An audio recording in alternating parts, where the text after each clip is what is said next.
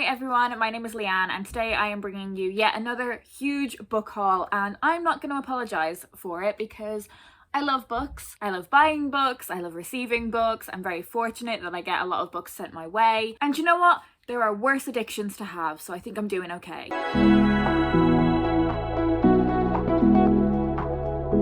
I do have some more book hauls coming up, one specifically about classics and one specifically about children's and YA books. But for today, we are going to look at the books for grown-ups, so the fiction and the non-fiction for grown-up readers. And I'm going to kick things off with 4 books that would be great picks for you for the Irish Readathon, including Boys Don't Cry by Fiona Scarlett. And yes, it is Fiona, not Fiona. The fodder makes all the difference, it makes it a different letter. And this is our group read for the Irish Readathon. Last year we went with a YA book, we went for the Hen Awards, and this year we decided to go for something that is aimed towards adults. I believe this is quite a hard-hitting, emotional book about a Dublin family, particularly focused on some brothers, and it's also a book that is about gangland violence. It's meant to be both funny and heartbreaking and is written with a real Dublin dialect to it, or Dublinese. So I think if you are a fan of the likes of Roddy Doyle, but also more sort of like modern contemporary Irish writers like Louise O'Neill, then I think you would really like this book. At least I'm hoping that's the case for me anyway. I will leave all of the information for the Irish Readathon and where you can get more information about everything that we've got going on for the month. I'll leave everything linked down below in the description so you can find out more. I also picked up a copy of This Happy by Niamh Campbell. So this is about a young woman who at the age of 23 entered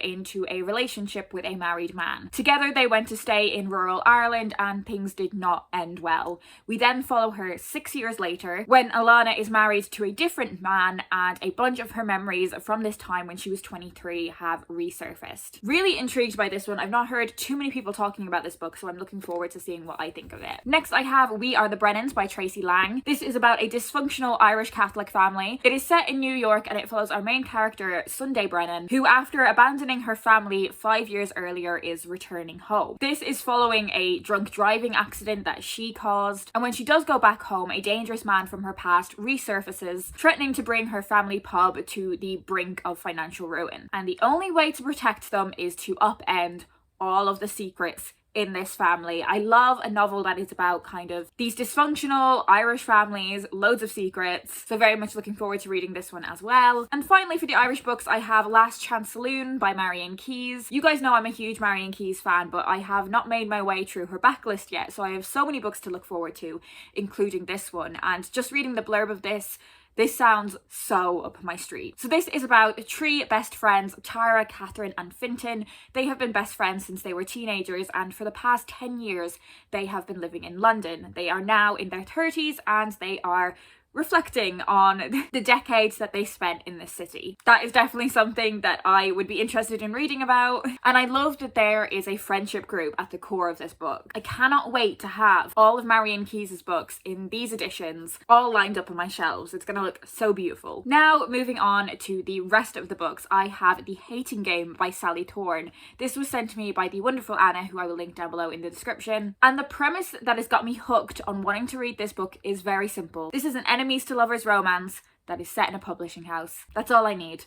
I'm in. I have heard quite mixed reviews, so I'm interested to see what side of the spectrum I'm on. And sticking with that enemies to lovers theme, I have The Spanish Love Deception by Elena Armas. Now this one has been doing massive rounds on TikTok, so I'm intrigued to see what all of the fuss is about. This is another enemies to lovers book that follows Catalina, who desperately needs a date for her sister's wedding. She has 4 weeks to find someone who is willing to go to this wedding with her, which means traveling from New York City to Spain. Enter Aaron, who she thinks is a colossal pain in the arse. She finds him so aggravating, so blood boiling, but she hasn't got much choice because she lied about having an American boyfriend and she can't lose face in front of her whole family and her ex-boyfriend and his fiance. So not only is this enemies to lovers, but it is also fake dating, and I love fake dating, and I've also heard this is a real slow burn, so I think I'm gonna love it. I also have 3 books by Taylor Jenkins Reid. Now, somehow, I've not read The 7 Husbands of Evelyn Hugo. I'm gonna brush past that. You guys have all read this. Like, you've all read it. It is only me that hasn't read this book, and I'm gonna do it. I think what it was is that I was so confident that this would be like an absolute 5-star for me that it's just scared me. Like, what if it's just a 4-star? And I've been such a huge Taylor Jenkins Reid fan for the longest time, for like so many years. I was obsessed with her backlist that is kind of a bit more kind of contemporary rom-com, but also with like super creative ideas and so much character depth. I read so much from her backlist in 2018, including Maybe in Another Life. I am so excited that her backlist finally has a UK publisher. As I said, I read Maybe in Another Life years ago. This is about 29-year-old Hannah who feels pretty directionless in life. She doesn't really know what her next step is. And when she's hanging out with some old friends in a local bar, she is faced with a choice. She either ends the night going back with her friends, or she goes home with her high school ex-boyfriend. We then follow her life through 2 alternating paths focused on what would happen with each choice that she made. I loved this book. I thought it was incredible. But one of the books from her backlist that I haven't yet read is One True Loves. And this book starts with Emma and Jesse, who are madly in love and get married. But disaster strikes when Jesse is in a helicopter accident and it is assumed that he is dead. Of course, this is hugely traumatic and difficult and upsetting and heartbreaking for Emma, but eventually she begins to rebuild her life and she falls in love again. But one evening, she receives a phone call. Jesse was not dead, he was missing, and now he's back. So she has this new love of her life, and this love of her life that she thought was gone. I'm obsessed with this idea. I just think it sounds so fascinating. I love how nuanced Taylor Jenkins Reid's characters are, so I think I'm gonna love this one too. Next, I have A Single Bald Female by Laura Price. This one doesn't come out until April, but I was very kindly sent a proof by Book Break. This is about Jessica, who seems to have it all in her life. You know, she's got the successful career, she's got the loving boyfriend, they have a cozy London flat, but her life is turned upside down after a shock diagnosis. Her friends' lives seem to be carrying on as per the usual script. You know, there are weddings, there are baby scans, but Jess is so unsure of what her future holds because of her diagnosis. And then she meets Annabelle, who is a 27-year-old with incurable cancer. She knows that her days left are limited and she knows that she needs to live them to the absolute maximum. And she teaches Jess how to make every day count. I've never read a book about this kind of topic before. I think it's something that I guess we don't talk about enough. So let this be a reminder, check your boobs. You can do it now if you want, I'll wait. Okay, maybe pause the video if you want. I mean, you can keep watching if you want to do it while I'll carry on. Look, we know my favorite genre of book is woman in her late 20s, early 30s, figuring her shit out. We've got another book that's like that. So Jax is almost 30, she is a journalist, she has a love life that is based on bad decisions, I feel ya, and she has a family situation that is way too complicated to explain. When her best friend Clara gets engaged to Ed, she goes into the perfect maid of honor mode. She is hiding all of her own insecurities to make this as great as possible for her best friend. But she finds out a secret about Ed, a secret that would destroy everything, and she goes on a wild mission to save her friend from heartache. It sounds so good. Like, it sounds so good. Perfect for fans of Emma Jane Unsworth and Caroline O'Donoghue. You guys know how I feel about Caroline O'Donoghue. I've not read any Emma Jane Unsworth yet, but I'm like so confident that I would love her books, and this just sounds completely up my street as well. Next, I have The Magnificent Sons by Justin Myers, and this sounds so up my street as well. This time, it's about a man in his late 20s. I know, reading a book about men, like who am I? But this book sounds so moving. It is about queer themes. There is bisexual representation in this book in a way that I think is just going to be so beautifully told. So Jake has a seemingly quite settled life. You know, his job is going well, he's got really settled with his girlfriend, he has a great family relationship, and when his much adored younger brother comes out as gay, he receives so much support and so much love. But this leads Jake to think about a lot of his own repressed feelings and his repressed bisexuality. And I'm really looking forward to going along on this journey with Jake and finding out more about how he comes to terms with his sexuality. I think bisexuality is something that we don't read about enough. When I see that representation, it means a lot to me personally, so I think this is going to be a great book. Next, I have something which I think is going to be a bit more literary, and that is A Strange Heart Beating by Ellie Goldstone. I believe this is a retelling of Leda and the Swan, and it is about a woman who is killed by a swan,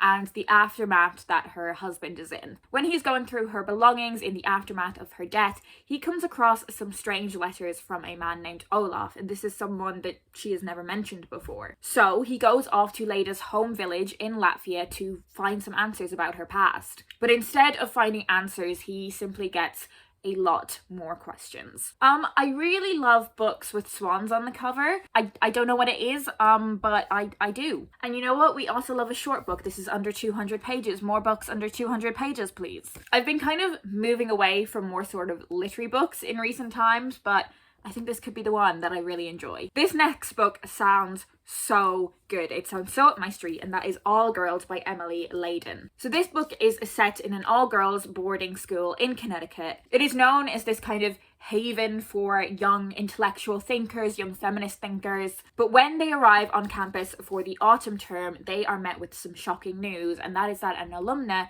has made an accusation against an unidentified teacher. This accusation is of sexual misconduct. And throughout the course of this being investigated, the girls come to realize that those that they saw as protectors in this school may not have their best interests in mind as they previously believed. It's set over the course of one school year and follows lots of different perspectives from these girls, and I think this is a really important topic to read about, but I also love books that are set at boarding schools, and when you take the dust jacket off, it is this colour, which I'm obsessed with. I also have a proof of Yinka, Where Is Your Husband? By Lizzie Damilola Blackburn. This one was very kindly sent to me by Penguin Viking and comes out at the end of March, and this is about the familial pressures to settle down, the pressures that come from our main character's mother, her extended family, and particularly what those pressures are like as a young British Nigerian woman. Just flicking through some of the pages of this, I think it's going to be so much fun. I love that there are text conversations incorporated into this, and I'm so excited to meet Yinka, our main character,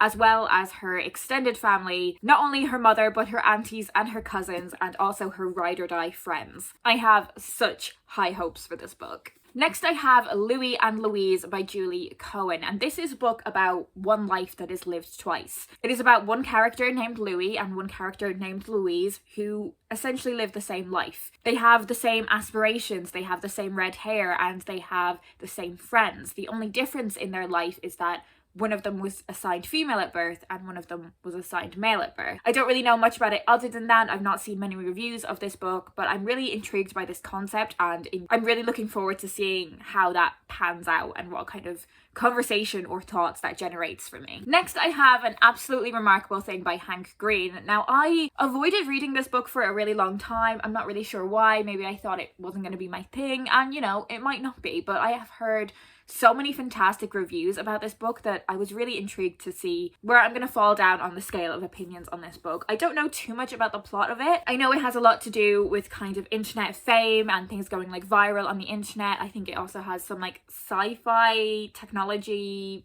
alien elements to it potentially, and I think it takes a very kind of sci-fi idea to explore more kind of big philosophical themes like the impact of social media on our lives. So while the kind of sci-fi elements of this book aren't really something that would necessarily interest me, I think the impacts of social media on fame are definitely things that I spend a lot of time thinking about, so I'm intrigued to see what food for thought this novel gives me. Next I have 30 Things I Love About Myself by Radhika Sainhani. This is about Nina, who feels like she has hit rock bottom because she is spending her 30th birthday where no one wants to spend it, locked in a prison cell. A tatty self-help book finds its way into her hands, and she doesn't feel like she needs to go on any kind of journey of self-improvement or self-help, but the journalist in her can't help but get hooked on this idea. So she goes on a year-long journey, taking 30 bold steps to improve her life. I think this is going to be so funny. I think it's going to be a love story, but a love story for yourself. I mean, it's called 30 Things I Love About Myself, so I'm guessing. And it sounds like really the type of thing I need right now. And can we just talk about this cover, because she's stunning. The final fiction book I have is The Other Black Girl by Zakiya Dalila Harris. This is one that I've been so excited to read for such a long time. It is another book that is set in the publishing industry, and it is about 26-year-old Nella, who is an editorial assistant. She's the only black girl in this company, and she is on the receiving end of so many microaggressions, and she is sick of it. So when Hazel starts working at this publishing house, Nella finally feels like she has a companion, someone to talk about these things with. But a string of uncomfortable events cause Nella to become enemy number one at the office, and Hazel the office darling. And then one day Nella goes to her desk and she finds a note telling her to leave the company, and she starts to receive more hostile messages, and she thinks that Hazel is the person behind these notes. I have heard that this book takes a real turn towards the end, that you think you're reading a book about one thing but it ends up being something quite different to that, so I'm very intrigued by this one. And to finish things off, I have 5 non-fiction books to talk to you about. The first of those is Alex Ferguson's autobiography. I'm not sure how many other people are going to be interested in this other than me. As you may know, I'm a huge Manchester United fan, but I've never got around to reading Sir Alex's autobiography, and I would really like to do that one day. So here it is. Next I have Girls and Sex by Peggy Orenstein. This is an old proof that Caris was getting rid of, so she very kindly passed it on to me. And I think, you know, it's pretty much what it says on the tin. It is based on a series of interviews that the author conducted with young women about the hidden truths and hard lessons of modern women's sex lives. You know, I love my books all about things sexuality related, so very excited to add this one to the library, as I am with The Problem with My Normal Penis by Abioma Egola. And this is a book all about the myths around race, sex, and masculinity, and the intersections of all of those things. It's about the prejudice that black men receive, the misconceptions that they have, the stereotypes. And just reading the inside of this, I didn't realise that the author was of mixed Nigerian and Irish heritage. So I'm going to be reading this one for the Irish Readathon. Obviously, really important topics covered in this book, and I think it's a perspective that I've never really read much from before. And this one comes out in March of this year. I also have a copy of Why Men Love Bitches by Sherry Argov. Now, I'm going to read this and I'm going to take all of it with a pinch of salt. You may have seen this book going viral on TikTok a while ago, but it's a book all about dating and, you know, why men love bitches, and I'm not going to take this book too seriously. Maybe there will be something that I can take from it, but I'm going into it pretty skeptical. And finally, I was sent a copy of Conversations in Love by Natasha Lunn. The author has had a lot of conversations with lots of different people who have thoughts on the subject of love. So she has spoken to people like Philippa Perry, Dolly Alderton, Candice Carty-Williams, Roxane Gay, just to name a few of the people that she has spoken to about this book. And she's having conversations about love. Love in all of its forms, not just romantic love, but friendships, about parenthood, about people's relationships with sex. Sounds like a really fascinating one, so I'm really glad I was sent a copy of this. This sort of non-fiction is just right up my street. So there we have it. They are all of the books I'm going to talk to you about today. They will all be linked down below in the description if you want to find out more about them. Quite the stack of books that we've been through today, but you know what? I'm fucking jazzed to read all of these books. They all sound great. If you've read any of these books, I would love if you could share your thoughts down below in the comments, but if you don't have anything in particular to say, then leave me the red dancing lady emoji so I know that you're here. I hope you guys are doing well, and I hope you're looking forward to the Irish Readathon, and I will speak to you in my next video.